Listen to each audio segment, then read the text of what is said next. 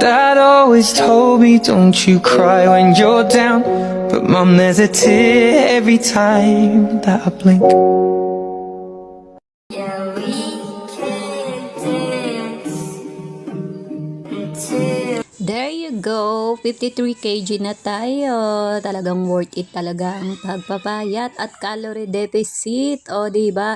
Naiinis lang ako sa katawan ko pag tinigil ko to, tataba na naman ako. Kaya mas maganda meron talaga tayong disiplina sa ating katawan.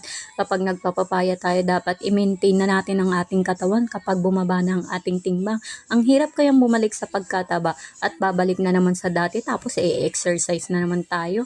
Parang paulit-ulit na lang yung circle natin. Kaya ngayon ipupush ko na tong pagtitimbang ko at pagka-calorie deficit ko para mas nasusuot ko ang gustong-gusto kong mga suotin ng mga damit. Ang hirap ng namimili ka ng damit tapos hindi magkasya sa'yo. Kaya eto sa pag-exercise at calorie deficit ko, kaya tuwan-tuwa ako ngayon nasusuot ko na naman ang mga gusto kong damit. Ay, ayan, i-push nyo yung pag-exercise nyo, makakamit nyo rin ang gusto nyong timbang. Kaya ayan mga habibi, my love, thank you for watching. God bless everyone.